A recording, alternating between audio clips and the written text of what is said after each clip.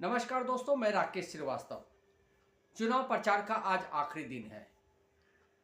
आज तमाम राजनीतिक दलों के बड़े बड़े नेता चुनावी प्रचार में शामिल हो गए। इसी बीच राज्य के मुख्यमंत्री एकनाथ शिंदे ने एक बड़ा बयान दिया है। एक निजी न्यूज चैनल से बात करते हुए उन्होंने कहा कि मैं महाराष्ट्र में जो मुख्यमंत्री पद की जो दौड़ है उसमें शामिल नहीं हूँ। एकनाथ शिंदे का यह बयान काफ़ी चौंकाने वाला है, क्योंकि अभी तक उनके कार्यकर्ता और उनके पार्टी के जो नेता हैं यही कहते रहे हैं कि चुनाव के बाद भी उनके ही मुख्यमंत्री होंगे, यानी एकनाथ शिंदे ही मुख्यमंत्री होंगे। लेकिन अचानक से एकनाथ शिंदे ने खुद को मुख्यमंत्री पद की दौड़ से बाहर कर लिया, तो ये सवाल उठने लगा है कि आखिर ऐसी नौबत क्यों आई। आखिर ये बयान एकनाथ शिंदे ने क्यों दिया, जबकि भारतीय जनता पार्टी और अजीत पवार गुट की तरफ से उन्हें ही मुख्यमंत्री प्रोजेक्ट करके चुनाव लड़ा जा रहा है। बीच में ये सवाल जरूर सामने आए थे कि चुनाव के बाद भारतीय जनता पार्टी की तरफ से ये कहा गया है कि चुनाव के बाद ये जिनकी पार्टी के सबसे अधिक विधायक होंगे उनके मुख्यमंत्री होंगे। तो चूंकि भारतीय जनता पार्टी 149 सीटों पे चुनाव लड़ रही है, तो संभावना अधिक थी कि भारतीय जनता पार्टी के ही सीएम होंगे अगर महायुति चुनाव में विजय होती है। लेकिन इन चुनाव वोटिंग से पहले एकनाथ शिंदे ने जिस तरह से यह बयान दिया है उसने कई सवाल खड़े कर दिए हैं। एकनाथ शिंदे मराठा समाज से आते हैं। मराठा समाज का कई सीटों पे काफी प्रभाव रहा है। तो क्या एकनाथ शिंदे ने यह बयान देके मराठाओं वोट को एनडीए से बाहर कर दिया है या भारतीय जनता पार्टी से और दूर कर दिया है? क्योंकि लोकसभा चुनाव में भारतीय जनता पार्टी को मराठाओं के वोट नहीं मिलने की वजह से ही उनकी सीटें कम रह गई थी। एक ऐसे समय में जब चुनाव होने हैं, वोटिंग होनी है, ऐसे समय में एकनाथ शिंदे का यह कहना कि वो मुख्यमंत्री पद की दौड़ में नहीं है, क्या वो भारतीय जनता पार्टी के पक्ष में जो माहौल बन रहा था उसे दूर करने का प्रयास कर रहे हैं? उन्होंने खुद को मुख्यमंत्री पद से बाहर करके जो मराठा वोट एकजुट हो सकता था या मराठा वोट उनके पक्ष में पड़ सकता था महायुति के समर्थन में, वो कहीं दूर न चला जाए। क्या ये एक रणनीति के तहत कही गई बात है? तो इसके पीछे के स्क्रिप्ट आपको समझना जरूरी है। हमने इससे पहले भी एक वीडियो में आपको बताया था कि एकनाथ शिंदे भले ही महायुति के मुख्यमंत्री हैं, लेकिन वो शरद पवार के उससे ज्यादा करीब है। यानी शरद पवार के साथ उनकी जो सामंजस्य है या उनके अंदर खाने जो अंडरस्टैंडिंग है या उनके बीच जो बातचीत चल रही है या उनके साथ जो रिश्ते हैं, और 4-5 मौके पे आपने देखा भी होगा कि एकनाथ शिंदे और शरद पवार की मुलाकात हुई थी। तो ये मुलाकात यूं ही नहीं हो रही थी।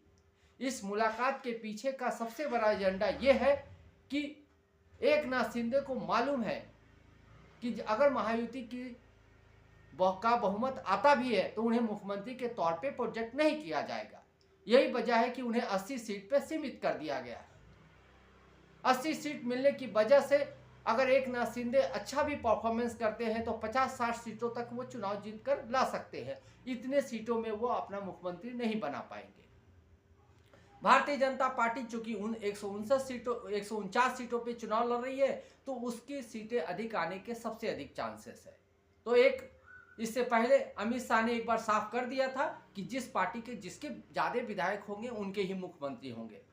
तो ये क्लियर हो गया था कि अगर महायुति की सरकार बनती है या महायुति बहुमत में आती है तो भारतीय जनता पार्टी के ही मुख्यमंत्री होंगे। यही वजह है कि एकनाथ शिंदे ने एन वोटिंग से पहले ये बड़ा बयान दिया है। इस बयान के पीछे के कई मायने हैं। शरद पवार से उनकी नजदीकी और उनके बीच जो अंडरस्टैंडिंग है, कहा जा रहा है कि उसी के तहत उन्होंने ये बयान दिया है। एकनाथ शिंदे को मालूम है कि उन्हें मुख्यमंत्री नहीं बनाया जाएगा। ऐसे में उनके सामने सबसे बड़ा सवाल था कि उनके राजनीतिक भविष्य का क्या होगा।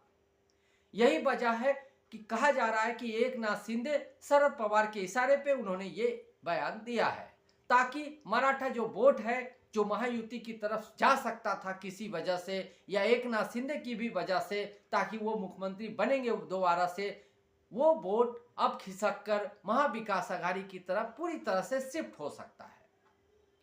और एक बार फिर से अगर महायुति बहुमत में आती है तो ब्राह्मण सीएम देखना पड़ सकता था। और जो मराठाओं के नेता हैं, जो मराठा आंदोलन की का नेतृत्व कर रहे हैं, मनोज जरांगे पाटिल, ये कतई नहीं चाहेंगे कि दोबारा से वो राज्य में देवेंद्र फडणवीस को मुख्यमंत्री के तौर पे देखें। देवेंद्र फडणवीस को लेकर उनके मन में कितनी तलखी है, हमने कई बार कई मौके पर देखे हैं। वो एकनाथ शिंदे पर कभी भी हमलावर होते नजर नहीं आए, वो अजीत पवार पे कभी हमलावर होते नहीं आए, लेकिन देवेंद्र फडणवीस को लेकर उन्होंने लगातार बयान दिए हैं। तो ऐसे में ये क्लियर हो चुका है कि एकनाथ शिंदे ने ये पूरी प्लानिंग के साथ बात कही है ताकि मतदाताओं के बीच एक क्लियर मैसेज जाए कि वो मुख्यमंत्री नहीं बनेंगे। अगर वो मुख्यमंत्री नहीं बनेंगे तो जो मराठा समाज का जो वोट है, चूंकि एकनाथ शिंदे मराठा समाज से आते हैं, वो वोट आखिर किसकी तरफ जाएगा? वो भारतीय जनता पार्टी की तरफ ना चला जाए। इसी वजह से ये बयान दिए गए हैं ताकि ये वोट पूरी तरह से महाविकास आघाड़ी की तरफ शिफ्ट हो जाए। अब दूसरी तरफ चलते हैं, महाविकास आघाड़ी का प्लान क्या है? महाविकास आघाड़ी में शरद पवार का एक सीधा सा लाइन है, उन्हें भारतीय जनता पार्टी की सरकार को हटानी है, वो किसी भी कॉस्ट में हटानी है। इसीलिए उन्होंने अपने महाविकास आघाड़ी के जो पार्टी के नेता हैं उनकी बैठक में साफ कर दिया था कि उनकी तरफ से मुख्यमंत्री पद को लेकर किसी तरह की दावेदारी नहीं है, बस उन्हें भारतीय जनता पार्टी और महायुति की सरकार को हटानी है। इस सरकार को हटाने के लिए शरद पवार की जो प्लानिंग है वो सामने आनी जरूरी है। शरद पवार की प्लानिंग ये है कि अगर महाविकास आघाड़ी किसी तरह से कुछ सीटों पे पिछड़ जाती है या पीछे रह जाती है, ऐसे समय में एकनाथ शिंदे को साथ लेकर वो महाराष्ट्र में गवर्नमेंट बना ले। यही वजह है कि महाराष्ट्र में शरद पवार और एकनाथ शिंदे की जो लगातार मुलाकात हुई है वो सवालों के घेरे में रही है। अब चूंकि भारतीय जनता पार्टी के साथ एकनाथ शिंदे की जो आपसी बातचीत है या आपसी जो रिश्ता है वो बिल्कुल भी सामान्य नहीं है, चूंकि मनमाफिक सीटें नहीं मिली एकनाथ शिंदे को, पहला तो ये मामला था। दूसरी तरफ उनकी कई सीटों पर भारतीय जनता पार्टी ने अपने या तो उम्मीदवार खड़े कर दिए या अजित पवार के उम्मीदवार खड़े कर दिए गए या दूसरे जो सहयोगी दल है उनके उम्मीदवार खड़े करके एकनाथ शिंदे को पीछे करने की कोशिश की गई। इसके अलावा अमित शाह ने दिल्ली में बैठक बुलाकर एकनाथ शिंदे को साफ साफ कह दिया था कि आपको 120 या 130 सीटें नहीं मिलेगी, आपको कम सीटें मिलेगी। और दूसरी बात, अगर महायुति बहुमत में आती है तो उसमें देखा जाएगा कि किस पार्टी ने अधिक सीटें लाई है, उसी का मुख्यमंत्री होगा। तो क्लियर रूप से उन्हें एक मैसेज दे दिया गया था कि आप ये बात मानकर चले कि आपका परफॉर्मेंस अच्छा रहता है तो ही आप सीएम बनेंगे, नहीं तो सीएम आप नहीं बनेंगे। 80 सीटों पे लड़ रही एकनाथ शिंदे की पार्टी बेहतर परफॉर्मेंस करने के बावजूद 50 से 60 सीटें ही जीत पाएगी, ये मैक्सिमम आंकड़ा होगा। और इतनी सीटों में भारतीय जनता पार्टी उन्हें मुख्यमंत्री के तौर पे प्रोजेक्ट नहीं करेगी। एकनाथ शिंदे ये बात पूरी तरह से समझ चुके हैं। यही वजह है कि उन्होंने शरद पवार के साथ अपनी नजदीकी को बरकरार रखा है ताकि चुनाव के बाद वो इस मामले में किसी तरह की डील कर पाए।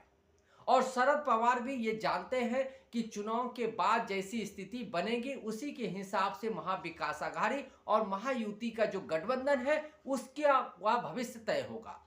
अगर महाविकास आघाड़ी में सीटों को लेकर बातें नहीं बनती है या उस टाइप की सीटें नहीं आती है, ऐसे समय में एकनाथ शिंदे को पार्टी में शामिल करके या गठबंधन में शामिल करके अपना सीएम बनाया जा सकता है। ऐसे समय में उद्धव ठाकरे को भी मनाया जाएगा और एक कांग्रेस को भी मनाने की कोशिश की जाएगी और इसका नेतृत्व शरद पवार करेंगे। इसलिए शरद पवार ने एकनाथ शिंदे को अपने साथ मिला के रखा है और एकनाथ शिंदे शरद पवार के कहे के अनुसार ही ये बयान दे रहे हैं कि वो मुख्यमंत्री पद की दौड़ में नहीं है। दूसरी तरफ ये बेहद सवाल महत्वपूर्ण हो गया है कि आखिर राज्य में जो पिछड़ी जाति के नेता हैं, जैसे रामदास अठावले हो या आप प्रकाश आंबेडकर की बात कर ले या फिर उत्तर प्रदेश की जो मुख्यमंत्री रही है पूर्व बहन मायावती, वो तमाम जो नेता है जो निचली तबके के लोगों का नेतृत्व करते हैं, उनकी प्रचार रैलियां कम हुई है। तो ये प्रचार रैलियां कम होने के पीछे की भी वजह एक यही है कि उन्हें मालूम है कि भारतीय जनता पार्टी और दूसरे जो गठबंधन के लोग हैं जिस तरह की राजनीति कर रहे हैं, उसमें पिछड़ी जातियों के लिए कोई ज़्यादा बड़ी जगह नहीं है। उनके सीएम ना तो प्रोजेक्ट किए जाएंगे, ना ही उनके अधिकांश कैंडिडेट को चुनाव में खड़ा किया गया है। तो इसी वजह से जो पिछड़ी जाति के जो नेता हैं वो बढ़ चढ़कर इस चुनाव में नजर नहीं आए। बड़े स्टार प्रचारकों को ही इस चुनाव में उतारा गया और ये साफ रूप से मैसेज दिया गया कि ये जो चुनाव है भारतीय जनता पार्टी अपने हिसाब से लड़ रही है और इसी वजह से बटोगे तो कटोगे, और हिंदुत्व जैसी मुद्दों को उठाया गया ताकि ये क्लियर किया जा सके कि भारतीय जनता पार्टी यहाँ पर एक हिंदूवादी नेता, ब्राह्मण नेता को प्रोजेक्ट करने के पीछे है। अगर वो प्रोजेक्ट नहीं करना चाहती तो वो दूसरे तमाम दलों के नेताओं को भी साथ लेकर चलती, लेकिन रामदास अठावले, प्रकाश आंबेडकर, बहन मायावती और दूसरे जो पिछड़ी जाति के नेताओं को अगर इसमें पीछे रखा गया है तो इसके पीछे की वजह यह है कि भारतीय जनता पार्टी को हिंदुत्व के मुद्दे पर आगे बढ़ना है और उसे राज्य में एक ब्राह्मण मुख्यमंत्री चाहिए। ऐसे में सवाल उठता है कि क्या एकनाथ शिंदे या मनोज जारंगे पाटिल, शरद पवार जैसे नेता महाराष्ट्र में एक बार फिर से ब्राह्मण मुख्यमंत्री के तौर पे देवेंद्र फडणवीस को झेलने की स्थिति में हैं या उन्हें सहने के लिए तैयार है। तो इसी वजह से एकनाथ शिंदे ने शरद पवार के साथ अपनी नजदीकी बना रखी है और इसी नजदीकी के तहत उन्होंने ये बड़ा बयान दिया है। आज के लिए बस इतना ही। अगर आप हमारे नए श्रोता हैं तो आप हमें जरूर लाइक करें, सब्सक्राइब करें और हमारे वीडियो को अधिक से अधिक शेयर करें।